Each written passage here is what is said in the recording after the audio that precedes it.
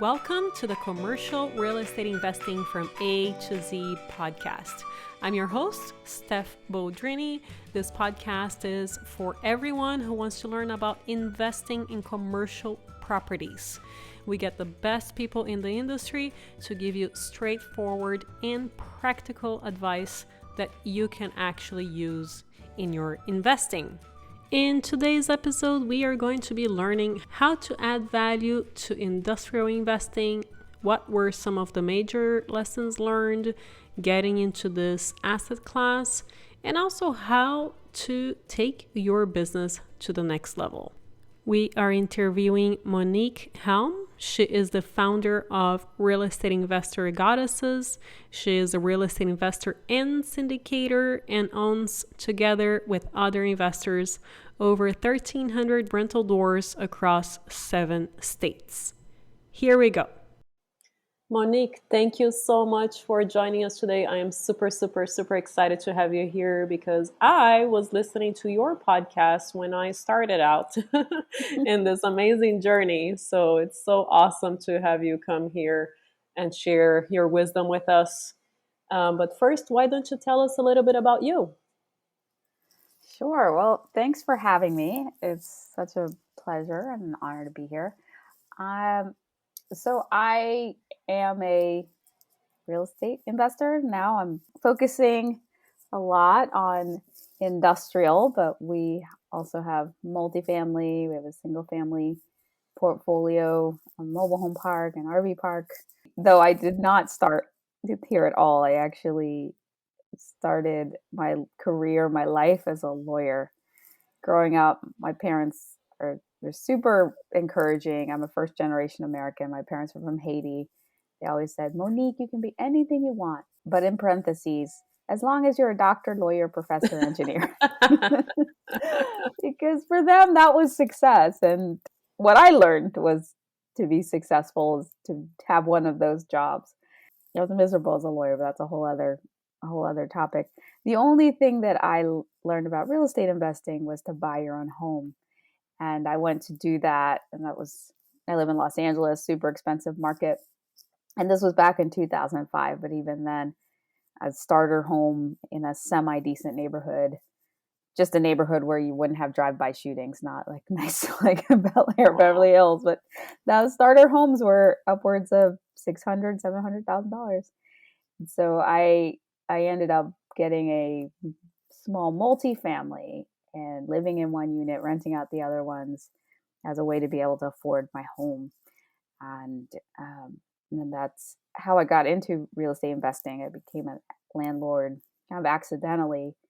And then when I met my husband, he had a duplex and we got a single family rental together and we started to flip. And then found out about syndication, bringing groups of investors together, which we started in 2016, and that really skyrocketed us. And that's how I got here. I'm super curious as to why did you decide to start looking at industrial coming from multifamily? Yeah, that's such a good question. So in 2016, so mostly we were all about multifamily, and I had bought a couple of properties in Albuquerque, New Mexico. We had a 51 unit, like townhome community, and then a 77 unit. We were selling those. They were really hard deals. They were C class, it was C minus. It was really bad, maybe even D plus. Really tough buildings in a tough market. So it was just a struggle the whole time we'd owned those. And it was kind of miraculous that a buyer came out of nowhere, a 1031 buyer that wanted to buy the buildings. And he bought those properties in Albuquerque, New Mexico at a 4 cap, which is insane. Which was real. I mean, we were thrilled as the sellers, right? We were very happy with that. But as a buyer, that really scared me. Because this is definitely a seller's market. I do not like being a buyer in a seller's market. I do not like going with the herds.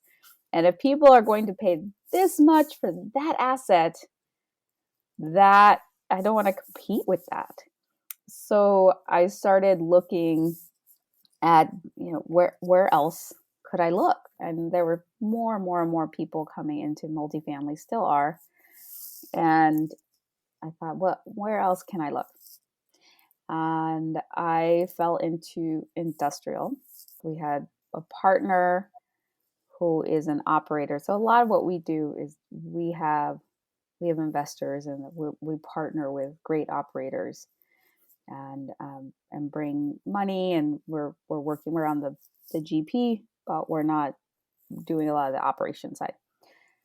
And we had an operator who was getting a portfolio in Houston, Texas, of industrial.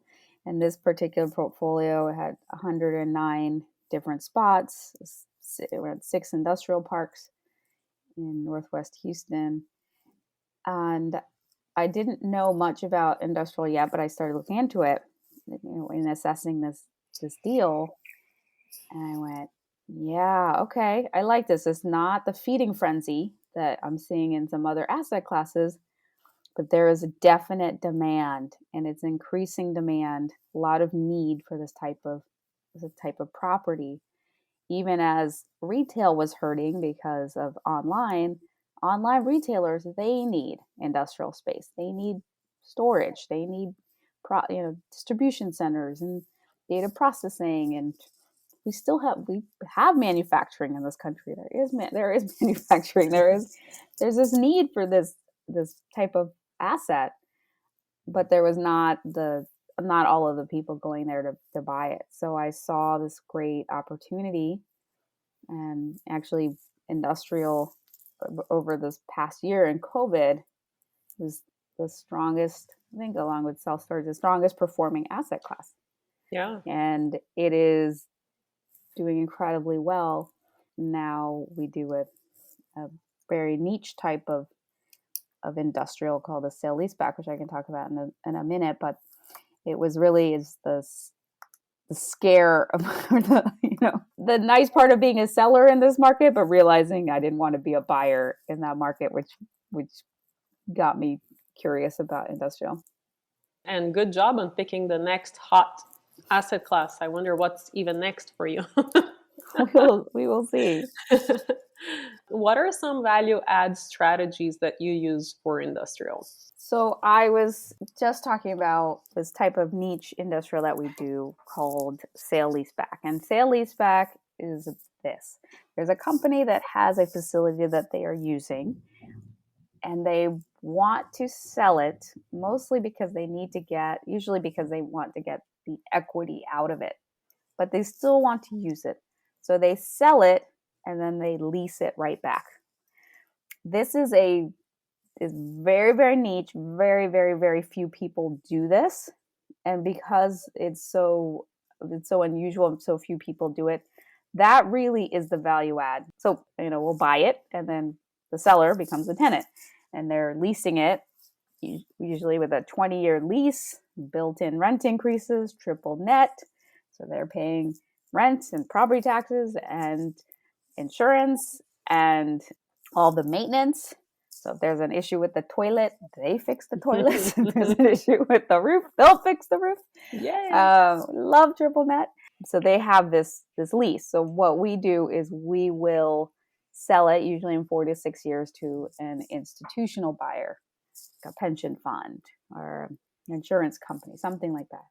They love these deals with an industrial tenant already in place, with several years of steady rent payment history, with 15 to 17 years left on the lease. They'll buy those all day, every day, but they do not do the sale leaseback. So that is where the value is added. We also buy these slightly below market, so we have built-in equity.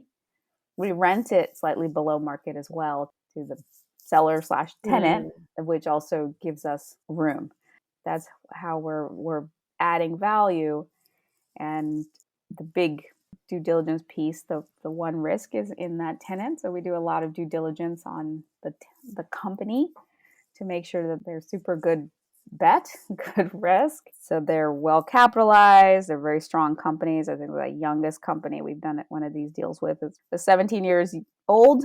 I think we've had one that was as old as 80 something years. So they're just these good, steady, very strong companies that are not going to go anywhere. So, besides digging deep into these tenants, are there any other lessons that you can share that you learned in this asset class so far? So with our in 109 spots in Houston, so we have our various industrial parks. Those parks are it's flex warehouse space. So some of it is like a little bit like retail. We have all different types of tenants in that. Everything. We have 3 churches. We have bakers, garages, all different types of tenants. So those tenants had mixed success during the pandemic and the economic fallout of all of that. Churches couldn't meet, so it was hard for our churches to pay rent. The retail type spaces weren't able to do business, and then other ones were fine.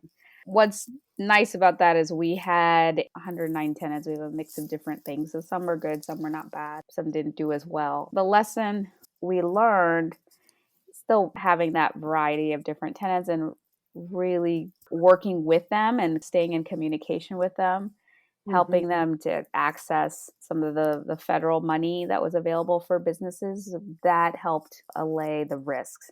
In our sale leasebacks, we actually had no problem with those companies. They were all Thriving. essential businesses. So they were Yeah. trucking a lot. A lot of them were, especially like our food ones, they were doing more business than ever. Yeah. So they were great. And when you had, a certain percentage of your tenants not paying, did you have to raise more funds? How did you guys deal with that? No, we were fine. We had to get creative, stay in communication with them, help. Like I said, we had to help just to help our tenants be able to access cash so they could stay in business. We did have a couple that closed their doors and weren't able to last. There were enough that survived. We're okay. On that particular deal, we paused distributions, but it's fine. We definitely did not need to get extra cash. Congratulations. I Thanks. think the word of the year was diversify last year. So, Oh yes, yes. We have a C class residential did not do well. B class was better. Our industrial was doing well. Yeah. besides partnering up with this operator, did you have any other ways that you went about learning about this asset class? It's interesting. There's not a ton out there to learn about industrial. It just was doing a lot of research, looking at the state of the market, looking at the CBRE reports about the market, the Marcus and Millichap, all of the big brokers, looking at their reports about the industrial side. Did a lot of Google Google research, a lot of research online to learn about industrial and that marketplace. Okay. And I think there are a couple of podcasts that are starting up that are solely focused on industrial. So hopefully that will help people out as well. Yeah.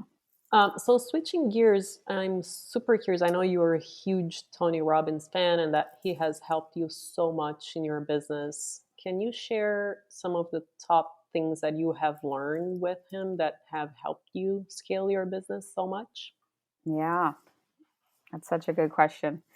So, one of the main things, which is not necessarily about business in particular, but it's the importance of your state of mind, the emotional place in which you approach things. Because if you are in a low vibrational state, you are going to have low vibrational results.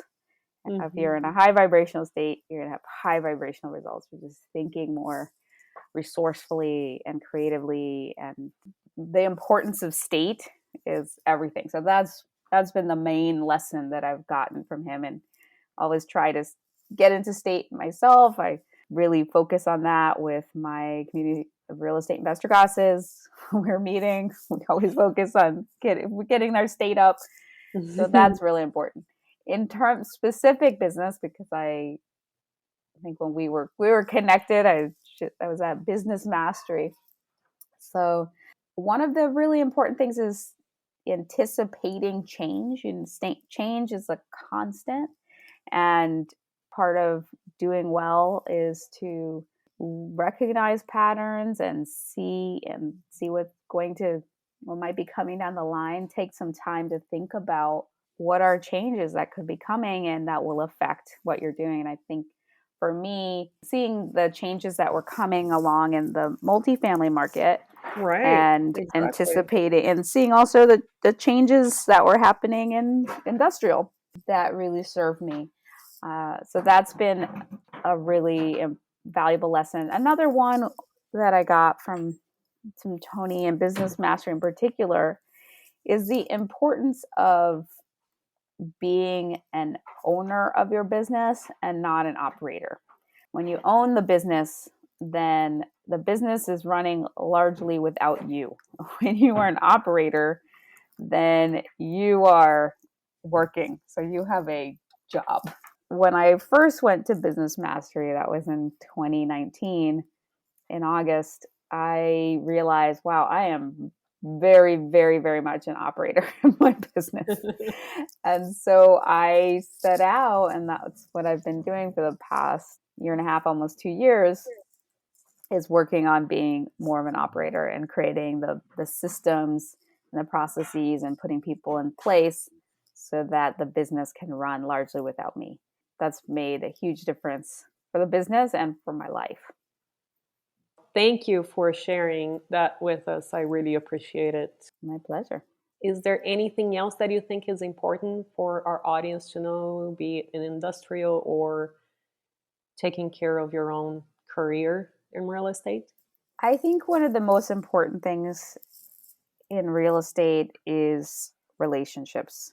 Okay, real estate is a relationship business. Finding great people to work with, and also being the best person to work with as possible, and really showing up as full of integrity, because it takes a long time to build a good reputation, and a bad reputation can be created in a second. So that's, I have found, the most important thing. Be the great person that you would want. You look for great people to work with, and be a great person to work with. Sure.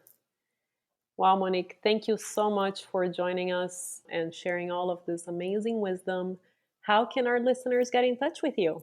The best way is at my website, which is reigoddesses.com. REI for real estate investor, goddesses.com.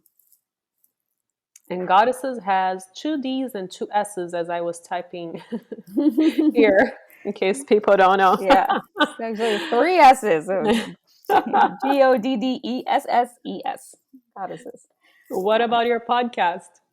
And the podcast is Real Estate Investor Goddesses Podcast. And you can find information and get the links for that at the website, reigoddesses.com, as well.